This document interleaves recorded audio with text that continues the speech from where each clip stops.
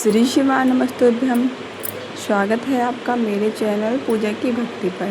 मैं आपके सामने लाई हूँ, यानी कि आज है मंगलवार और आज है प्रदोष मंगलवार, बुधवार और इससे लेकर पूर्णिमा तक का उपाय, जो कि आपको अगर करते हैं तो आपके घर में धन धान्य की कभी कमी नहीं होगी, रोग कभी आपके घर में नहीं आएगा। तो चलिए उपाय को शुरू करते हैं। उपाय को शुरू करने से पहले मेरे चैनल को लाइक सब्सक्राइब अवश्य कर दीजिएगा। चलिए उपाय को शुरू करते हैं।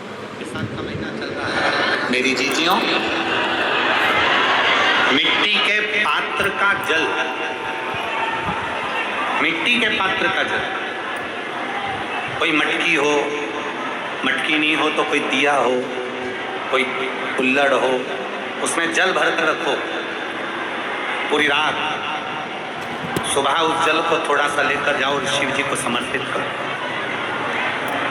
गंगेश्वर महादेव का नाम ले। कौन से महादेव? गंगेश्वर। वो मिट्टी के पात्र का जल जब तुम शिव जी को चढ़ाओगी और उसी जल को कटोरी में झेल कर लेकर आओगी,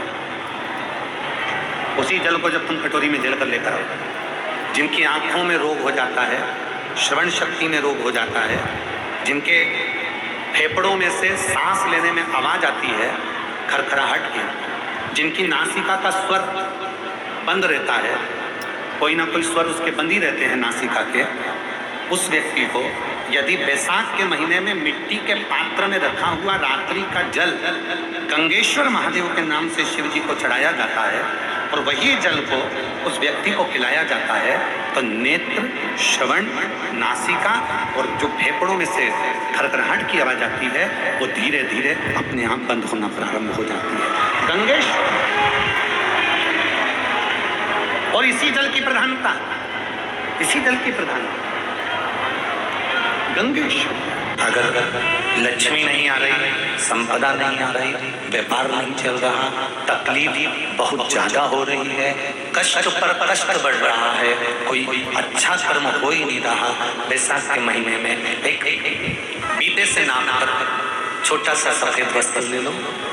उस वस्त्र में 108 चावल के दाने रख लीजिए, एक सफेद पुष्प की पत्ती या पुष्प जो मिल जाए वो रख लो। फूल भी ना मिले बना होता है मट्टी, चाहे आप दूज, तीज, चतुर्थी ले लो, चाहे पंचमी, छठ, सप्तमी ले लो, चाहे अष्टमी, नवमी, दशमी ले लो, उसको रख दीजिए 3 दिन तक। प्रति बहन बेटियां उनको भी आप दे सकते। ये लक्ष्मी की वृद्धि करने का, संपदा, रोग, आनंद, सुख प्रदान। रोग के लिए तो नहीं कर सकते, पर संपदा के लिए सबसे प्रबल संपदा। कोई अगर आपका धन खाकर चले गया है, पैसा नहीं दे रहा, बस आप शिव मंदिर में जब दिया लगाएंगे और इसको वापस शिव मंदिर से पोटली को लेकर आएंगे, चाहे तो मंदिर में कोई ब्राह्मण देवता हो, पंडित जी हो, उनको भी दे सकते हैं, या किसी को भी नहीं, उस समय पर आपका लगाते समय, दिया लगाते समय स्मरण होना चाहिए कि मेरा पैसा इतना गया हुआ है, बाबा ये रकम डूब गई है, ये पैसा चले गया है, ये प्राप्त होना चाहिए, मेरा व्यापार बढ़ना चाहिए। शिव करे। शंकर की भक्ति कभी खाली नहीं जाती। शंकर पर चढ़ाया गया 1 लोटा जल, शंकर पर चढ़ाया गया 1 चावल का दाना, शंकर भगवान पर समर्पित कर गई 1 बेलपत्र, शंकर भगवान को दिया गया 1 दाना अन्न का भी अगर तुमने शिव को समर्पित करा है तो वो खाली नहीं जा सकता।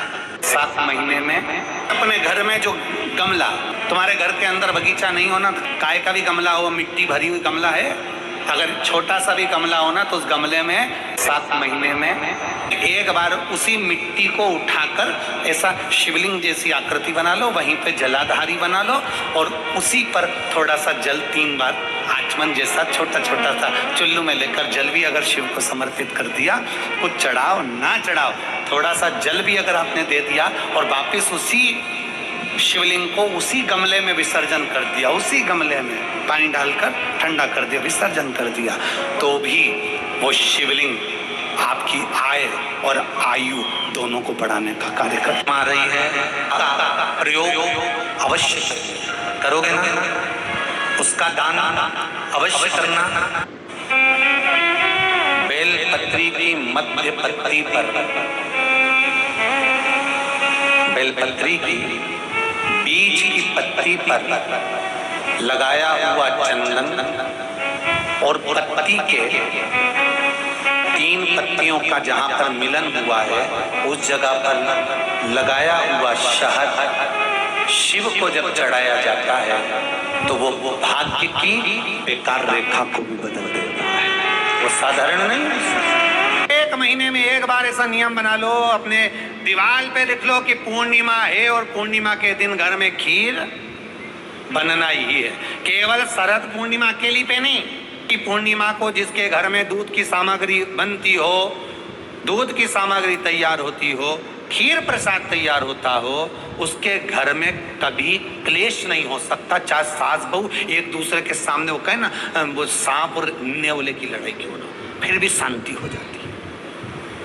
पर प्रत्येक महीने की पूर्णिमा होना चाहिए। ये नहीं कि तुमने 1 महीने की पूर्णिमा पे बना लिया और दूसरे महीने की पूर्णिमा को गायब कर दिया। फिर किसी ने कह दिया आज चूरमा तो बन रहा है, दाल बाटी तो बन रही है चूरमे के साथ में, लड्डू बन रहा है, तो काय को खीर बना रही हो, तो तुमने अब वो खीर प्रसाद। और निवेदन करूंगा, अगर जिंदगी में थोड़ी सी तकलीफ है, दुख है, कष्ट है, परेशानी है, 5 कमलगट्टे, 5 बेलपत्र तांबे के लोटे में जल भरकर रख लीजिए। सीधे हाथ पर उस कलश को रखो जिसमें 5 कमलगट्टे और 5 बेलपत्र रखिए। श्री शिवाय नमस्तुभ्यम इस मंत्र का 5 बार स्मरण कर कर आपको जो तकलीफ है उसको हृदय चित्त से धरकर मस्तक से कलश को लगाकर किसी एकांतेश्वर महादेव पर, किसी वृक्ष के नीचे विराजमान हो, ऐसे एकांतेश्वर महादेव पर अपनी कामना कर कर वो जल समर्पित कर दो। 1 बेलपत्र, 1 कमलगट्टा उठाकर अपने घर पर लेकर आ जाओ। जो तकलीफ बहुत ज्यादा हो रही है 5 दिन में आपको मालूम पड़ जाएगा, 5 दिन में अंतर आ जाएगा। हाय गर्मी, अरे भाई आपको मालूम पड़ जाएगा, 5 दिन में अंतर आ जाएगा। बहुत चिंता व्याप रही है, बहुत चिंता में ग्रसित हो। हल्दी का लेपन जलाधारी पर करिए। थोड़े दिन बाबा की जो जलाधारी है, इस जलाधारी पर हल्दी का थोड़ा सा लेपन करिए, हल्दी। और हल्दी का लेपन कर कर जिस पात्र से शिव जी को जल चढ़ाओगी उसी पात्र पर अपनी 3 उंगलियों का स्पर्श हल्दी का कर कर फिर बाबा को कुंदकेश्वर महादेव के नाम से जल चढ़ाना प्रारंभ करें। जो हल्दी का लेपन आपने जलाधारी पर करा है उसी जलाधारी की 1 उंगली कलश पर लगाकर लेकर आओ। घर के अंदर जब प्रवेश करो या व्यापार में प्रवेश करो तो जो कलश पर हल्दी लगाकर लाए हो वही दरवाजे के ऊपर थोड़ी सी मात्रा में कुंदकेश्वर महादेव के नाम से लगाना प्रारंभ कर दो। कैसी भी चिंता हो 7 से 8 दिन में वो चिंता समाप्त होगी ही होगी, टेंशन खत्म होगा ही। कौन से महादेव का नाम लेना है? जम के बोलो, जरा आवाज आना चाहिए। कुंदकेश्वर महादेव। बैसाख के महीने में प्रदोष के दिन का उपाय है। बैसाख के महीने की कोई भी प्रदोष, दोनों प्रदोष में से किसी भी प्रदोष में, प्रदोष के 1 दिन पहले रात्रि को मिट्टी के पात्र में 1 दुर्वा, केवल 1 दुर्वा और 1 चावल का दाना जमीन पर रखें, उसी के ऊपर मिट्टी के पात्र को रखें और उसी के अंदर जल भर दें। वही दुर्वा, वही चावल का दाना प्रदोष के दिन लेकर जाएं, शिव जी को समर्पित करें। मिट्टी के पात्र में जो जल है वो शिव जी को समर्पित करें। गंगेश्वर महादेव